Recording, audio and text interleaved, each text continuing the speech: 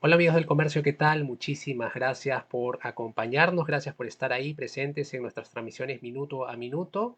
Mi nombre es Martín Tumay, soy el periodista responsable de la edición web de Ciencia y Tecnología en el Comercio y también dirijo este espacio de entrevistas en vivo que se llama El Comercio Te Informa. Hoy día nos acompaña el doctor Miguel Palacio Celi, él es decano del Colegio Médico del Perú. ¿Cómo se encuentra, doctor?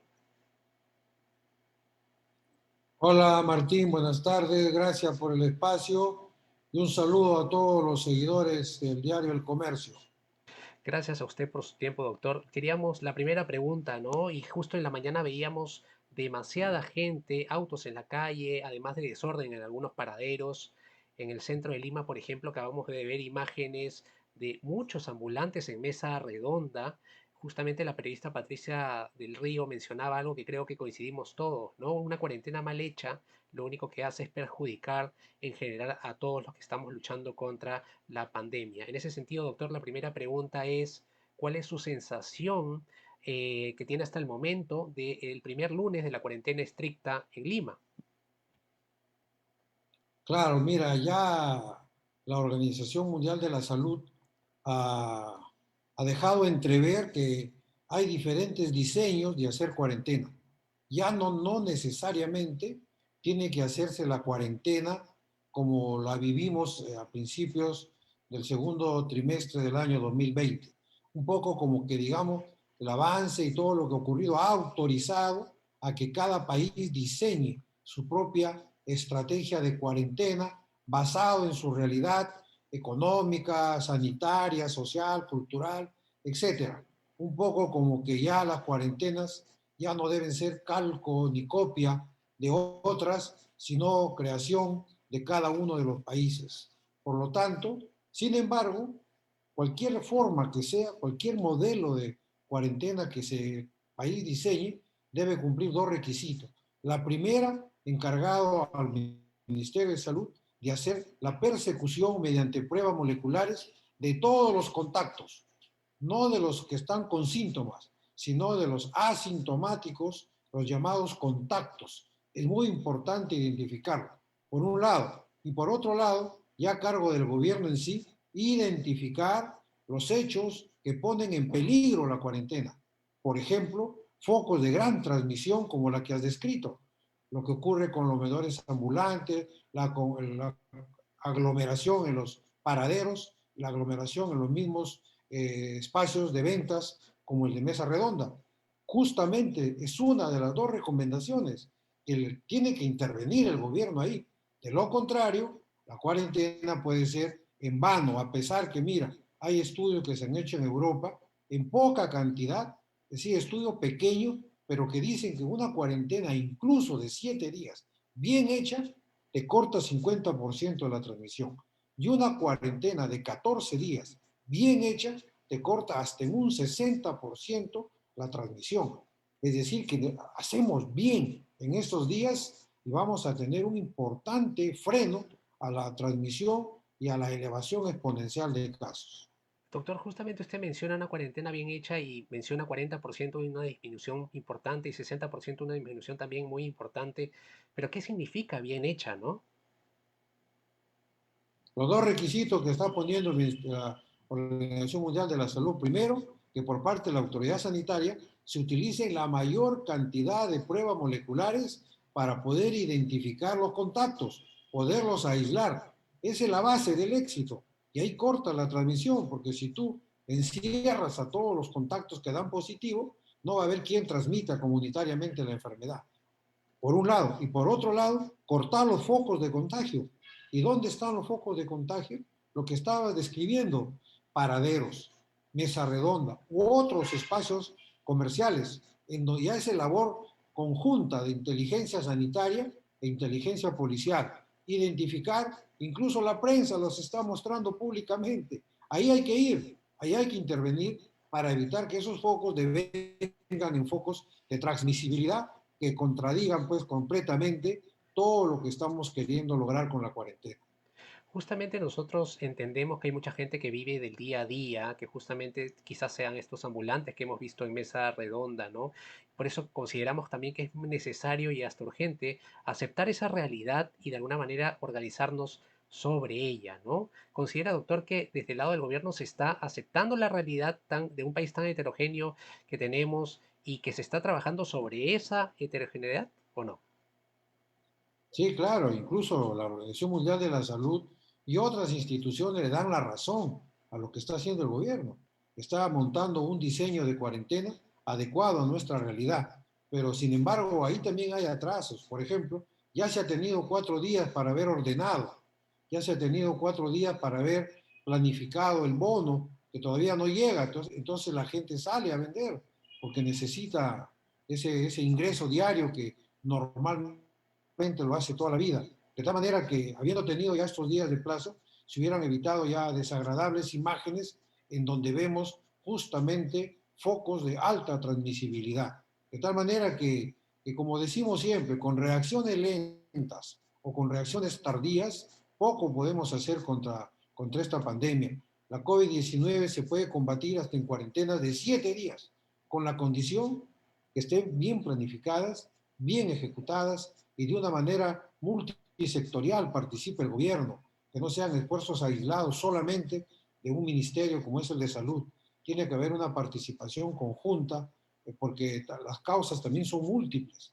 De tal manera que a pesar que lo que se ha vivido en este año, un poco como que le da la razón a este tipo de cuarentena por este diseño peculiar, digamos, que ha adquirido en esta vez, pero si estamos con las manos cruzadas, desgraciadamente este tiempo va a quedar corto y eso es malo para la economía, para la salud y para todos.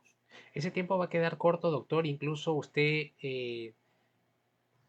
no sé, podría indicarnos que se podría hasta extender, ¿no? Pues si vemos continuamente lo que estamos viendo justamente esta mañana. Yo creo que, bueno, como colegio lo estamos evaluando, porque si esta cuarentena fracasa y seguirla extendiendo, es incitar un poco a la desobediencia civil, porque si ya se da desacato en esta, más aún va a haber un mayor desacato y una serie de conflictos sociales.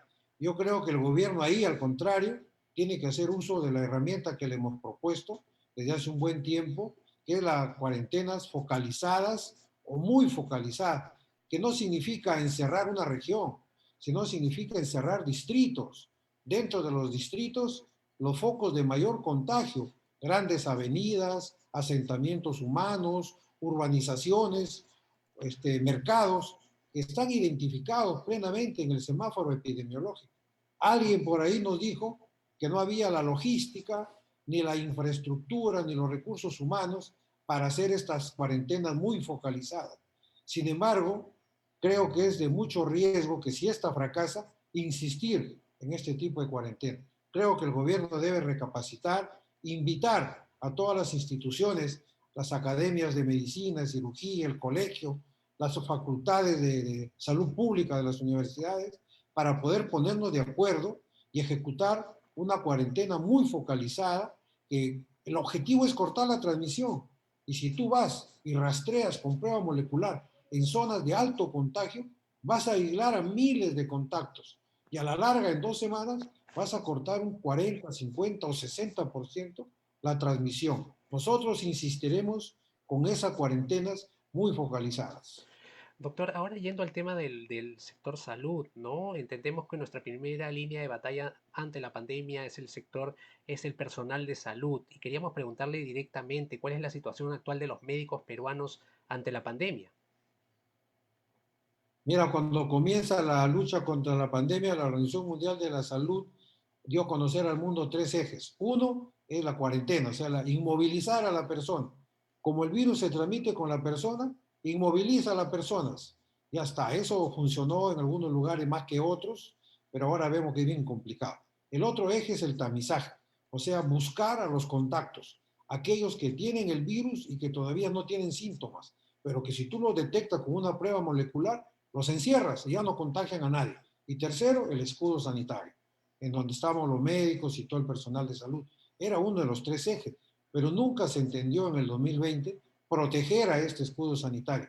Nos fuimos a una guerra sanitaria sin la debida preparación en cuanto a equipos de protección personal, nos fuimos donde había alta carga viral que teníamos que respirar en las salas COVID, porque eran salas que no tenían recambio. Como consecuencia de eso, 277 muertos, médicos han muerto hasta la fecha.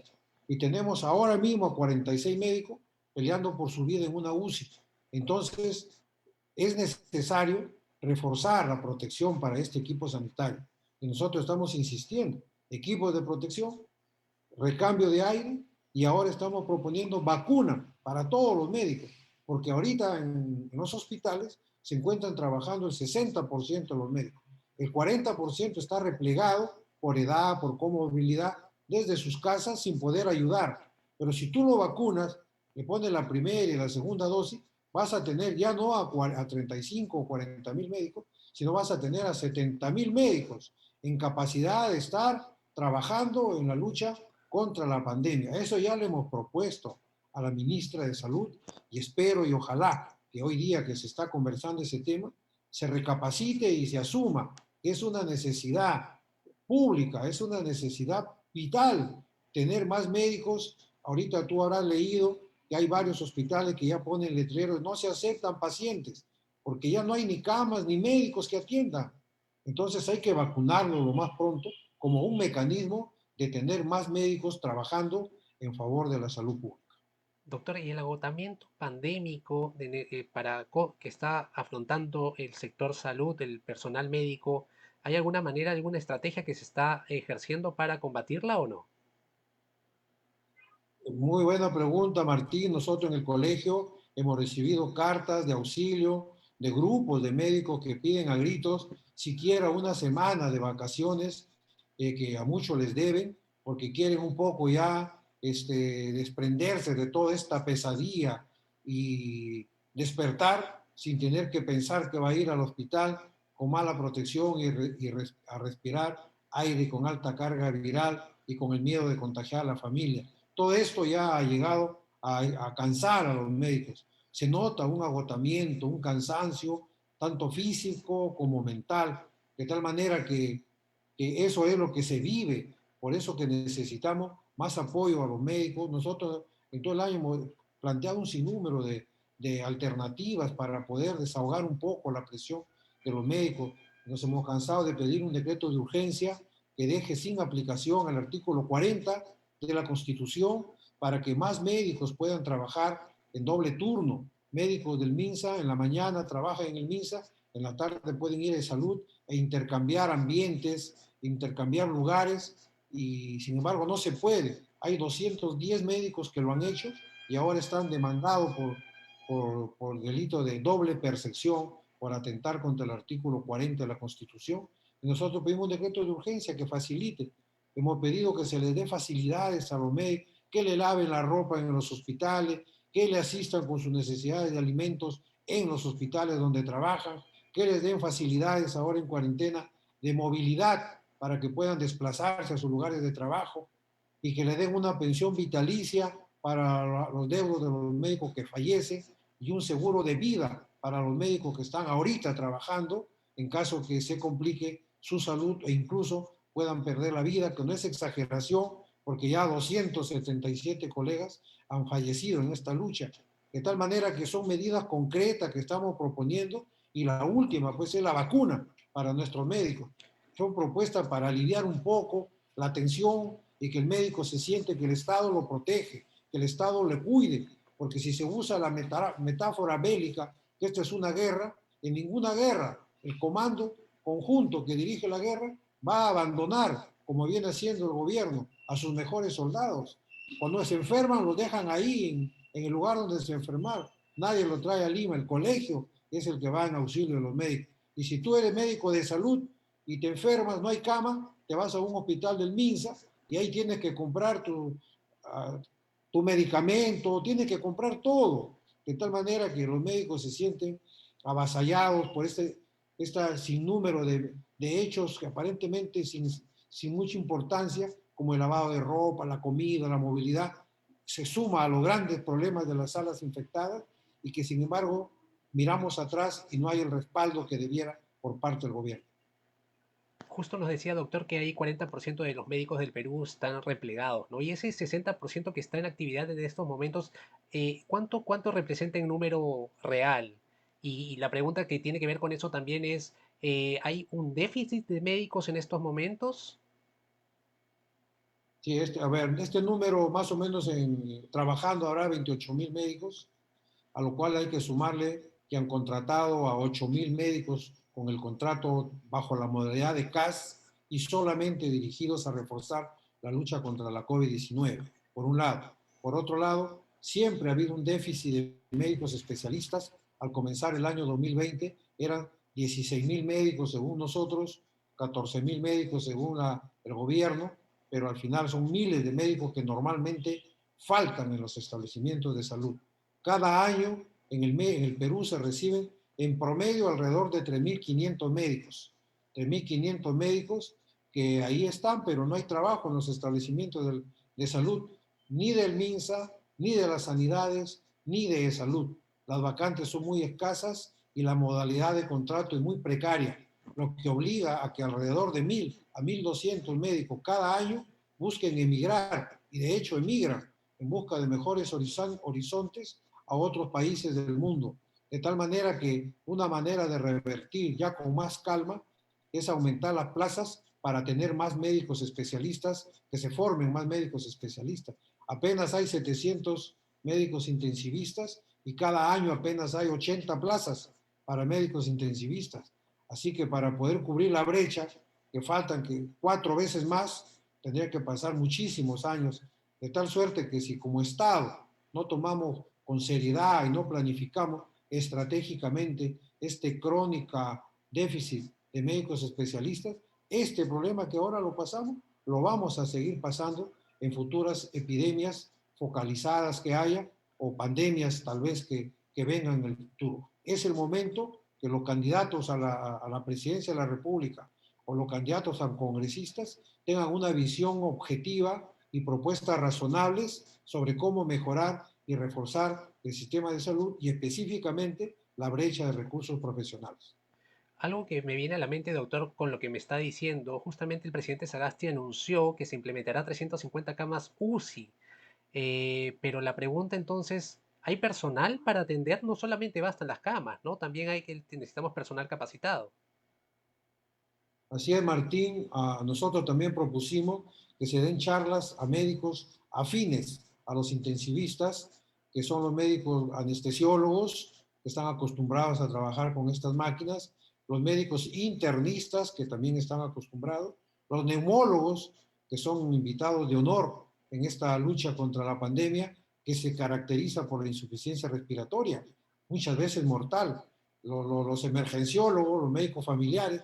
Estos grupos profesionales tienen que ser entrenados en un corto tiempo para que puedan familiarizarse con la máquina y puedan estar ahí. No es que no la conozcan, de hecho conocen, saben, pero es como manejar un carro. Una cosa es que manejes un Volkswagen y una cosa es que manejes un Audi. Pero si te enseñan, quien sabe manejar el Volkswagen, rápidamente va a manejar el Audi. Eso se trata, entrenarlo rápidamente en este nuevo tipo de máquinas para que comiencen también a estar ahí en esa línea, porque ahora ya no solo están los intensivistas en la primera línea, porque ya no hay, ahí están los neumólogos, los internistas, hay muchas especialidades. ¿Y quién reemplaza a los neumólogos, los infectólogos? Son los demás profesionales. Tenemos los ginecólogos, urólogos, nefrólogos, cardiólogos, lo que están ahora ya no se respeta la especialidad. Todos los médicos están participando en la lucha contra la pandemia. Por eso que sería un mal mensaje solamente vacunar a los intensivistas, emergenciólogos, los que están en primera línea, cuando los que vienen atrás también están progresivamente rotando por espacios críticos. Por eso que nosotros hemos planteado que todos los médicos en todo el Perú deben ser vacunados, deben recibir sus 2 dosis. Somos 72.000 médicos que deben recibir las 2 dosis. Doctor, y justamente con respecto a la vacuna, ¿no? ¿Cómo proponen priorizar la vacunación dentro de los médicos? Es un detalle también importante que no sé si nos puede detallar al respecto. Bueno, en la resolución 848, como tú sabes, hay 3 grupos que van a entrar. El primer grupo es personal sanitario y con el primer envío de vacuna que está llegando va a alcanzar para 500.000 personas, que justamente es el personal sanitario. Y luego vendrá otro subgrupo dentro de la primera fase que tendrá que ser para los bomberos, serenos, policías, militares y los miembros de mesa, que también están incluidos en el primer grupo. Ahora, ¿cómo vamos a hacer? Nosotros somos el único colegio profesional de América Latina que tiene que tiene registrado digitalmente a todos sus médicos. O sea, mapeado con nombre, DNI, número de colegio, lugar donde trabaja, ubicación, etcétera, para evitar la duplicidad, que eso ha ocurrido en otros países, para evitar suplantaciones y para que sea nominal la vacuna, o sea, que tenga nombre y apellido. De esta manera que el que le toca esa vacuna, y supongamos que el día que te toca que te vacunen a ti, Martín Tumay, tú por qué razones no estás en el sitio, esa vacuna no se pierde, te la pondrán mañana. De tal manera que se tenga que ser ordenada. Hemos puesto todas nuestras herramientas digitales al servicio del Ministerio de Salud para que se pueda vacunar de manera ordenada y disciplinada, sin evitando duplicidades o otro tipo de corruptelas a todos los médicos del Perú. Esas herramientas en este momento las estamos entregando al Ministerio de Salud. Doctor, y finalmente las preguntas finales son con respecto a las elecciones 2021, ¿no? Este 11 de abril estamos llamados todos los peruanos mayores de 18 años a elegir a nuestras nuevas autoridades, entre ellas presidente de la República, congresistas, y queríamos preguntarle primero si algún partido político se ha acercado al Colegio Médico del Perú para de alguna manera conocer las necesidades y demandas de los médicos, ¿no? Porque tenemos entendido que cada uno de esos partidos tienen planes de gobierno en cuanto a salud. ¿Algún partido se les ha acercado? Negativo, Martín, no hemos recibido a ningún partido político que haya venido a conversar pidiéndonos información sobre nuestras propuestas para la gran reforma del sistema de salud en el Perú. Ok, ok. Algo que también vamos a apostar desde el comercio es de alguna manera que eh, las autoridades, las personas que tienen puestos importantes dentro en estos momentos en el Perú, nos ayuden de alguna manera a entender las elecciones necesitamos elegir y elegir bien, ¿no? Por eso, doctor, cuatro preguntas finales que tienen que ver como de alguna manera de ayuda a nuestros televidentes, a nuestros oyentes también. La primera es, ¿qué es lo primero que debemos evaluar bajo su consideración, doctor? ¿Qué es lo primero que debemos evaluar de los candidatos a la presidencia? Claro, tenemos que sondear qué es lo que piensan los candidatos referente al derecho a la salud, tal como está contemplado en la Constitución, porque en la Constitución de 1979, la Constitución determinaba que todos los peruanos, independientemente de cualquier sesgo, todos tenemos derecho a una seguridad social universal, gratuita y de calidad, a la cual debemos llegar progresivamente. O sea que así como es en otros países que tienen seguro social, todos, que incluye no solo la atención, sino también los medicamentos. O sea, ese tipo de protección social al peruano ya fue cambiada en la Constitución de 1993, de tal suerte que el candidato tiene que tener una visión sobre cuál es el derecho a la salud que él concibe, porque la Constitución del 93 dice que es obligación del Estado facilitar que tú y yo y todos tengamos acceso a un servicio de salud, particular, público o mixto, nada más. Pero ya el Estado no se encarga de tu salud, ya no sé, como planteaba la Constitución de 1979 y como tienen otros países como España, que lidera, como tiene Uruguay, como tiene Brasil. De tal manera que sería bueno que los candidatos informen sobre cuál es la visión que tienen para saber si quieren que nosotros sigamos gastando de nuestro bolsillo o quieren que el Estado se encargue de la salud, sin excluir que si alguien quiere se puede ir a un sistema privado, a pesar de que haya una seguridad social para todo. Eso es lo primero. Lo segundo, que sería bueno escuchar si tienen alguna iniciativa de tipo fiscal o tributaria para mejorar el financiamiento de la salud. Porque nosotros vemos que un porcentaje del canon se pierde, no se reinvierte como manda la ley en los servicios de salud en cada una de las regiones que reciben canon. De tal manera que tal cual manda la ley que hacer una buena inversión en salud con el canon no se ve en varias regiones. De tal manera que sería bueno que el candidato, por ejemplo, diga qué ideas tiene, qué iniciativas fiscales o tributarias para direccionar algún tipo de tributo en favor de la salud. Sería bueno. Tercero, sería bueno también qué piensa de la precariedad laboral de los profesionales de la salud.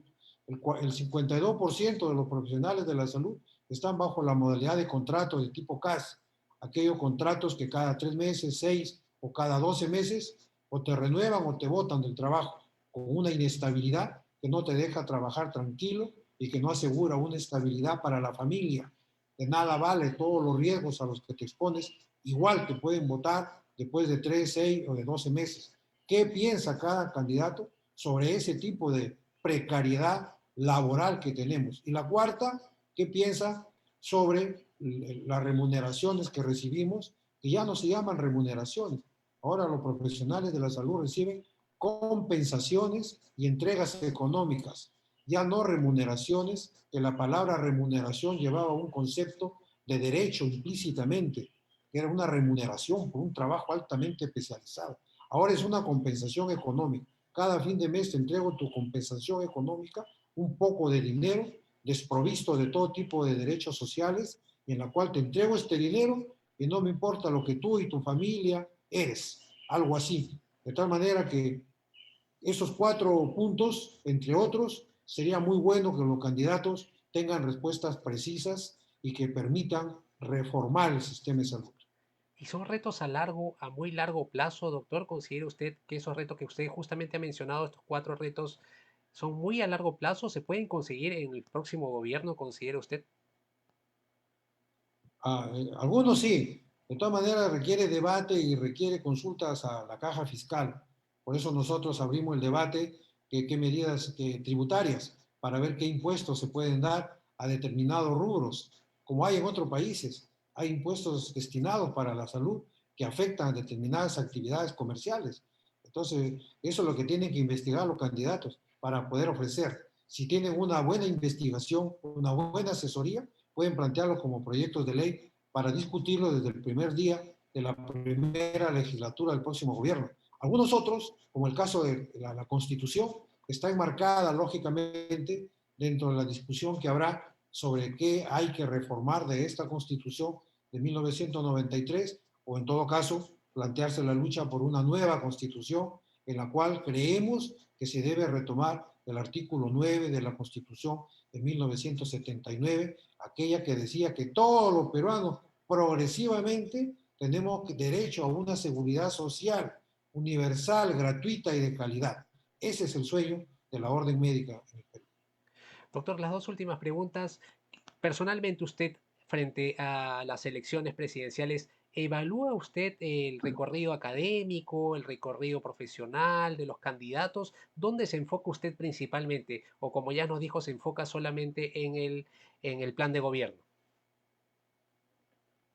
A ver, mira, aquí provoca recordar a Aristóteles cuando decía que más allá de de las formaciones, de los premios y más allá para poder gobernar un país, más allá de todas las normas o del currículo acumulado por las personas, requiere realmente que sean personas de gran corazón.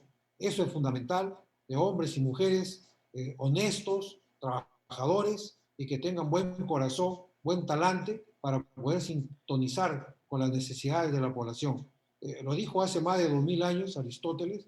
Hoy día sabemos que se necesita tener herramientas para poder gobernar. Se necesita un nivel de preparación, obviamente, para poder orientar, para poder gobernar, pero también se necesita ese concepto de Aristóteles de hace muchos siglos, en que si tú no tienes esa característica humanitaria, esa característica de servicio que debe tener todo servidor público, de nada te vale tu currículum. De tal manera que mi respuesta sería conjugar las herramientas de preparación para gobernar, así como también tener un gran corazón para poder usar esta función pública como una función de servicio. Ok, genial, doctor. Finalmente, dicho todo lo anterior sobre el tema de las elecciones, ¿Qué debemos recordar los peruanos este 11 de abril frente al acta de votación? ¿Qué considera usted que tendríamos que recordar todos, doctor? Creo que el 11 de abril tiene que ya simplemente poner en práctica todo lo que han visto, escuchado, leído sobre los candidatos. Y tienen que conjugar, recordar todas las personas que el único órgano que piensa es el cerebro. Ni el hígado, que es un hermoso órgano muy noble, sirve para pensar. O sea, no votar con cólera. El corazón tampoco sirve para pensar. No votar con el corazón. El único órgano que sirve para pensar es el cerebro. Entonces yo le insto a la población que este 11 de abril recuerden este mensaje de su amigo, el decano del Colegio Médico. Usar el cerebro para votar, dejar de lado que el corazón y que el hígado hagan lo que ellos saben, pero usemos el cerebro a la hora de votar.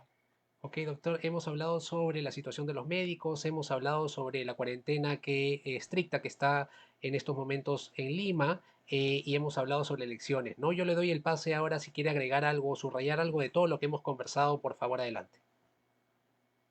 Yo quiero dirigirme a la población que sepa un mensaje muy sencillo. Si tú vas a salir, es porque es necesario. Si no tienes necesidad de salir, no salgas. Y si sales, usa bien tu mascarilla. Recuerda que al usar correctamente la mascarilla, mantener la distancia adecuada y lavarte las manos constantemente, vas a impedir que muchísima gente, basta con lo que tú hagas, repetido millones de veces con los peruanos, vamos a impedir que los hospitales se llenen innecesariamente de pacientes. Y vas a impedir que mis médicos se infecten, vas a impedir que mis médicos sigan muriendo. Ya son bastantes los que han fallecido. Si esto no te conmueve, ¿en dónde estamos? Piensa, peruano, usa correctamente la mascarilla, te proteges tú, proteges tu familia, protege al personal de salud, te proteges tú, nos protegemos todos. Ok, doctor, le agradecemos mucho su presencia. Estuvimos con el doctor Miguel Palacio Celi, decano del Colegio Médico del Perú. Gracias por estar ahí, gracias por confiar en la cobertura Gracias, minuto. Martín. Buenas Gracias, tardes. gracias, buenas Gracias. tardes. Gracias por confiar a nuestros amigos en la cobertura minuto a minuto del comercio. Nos vemos en unos minutos más. Cuídense mucho. Chao, chao.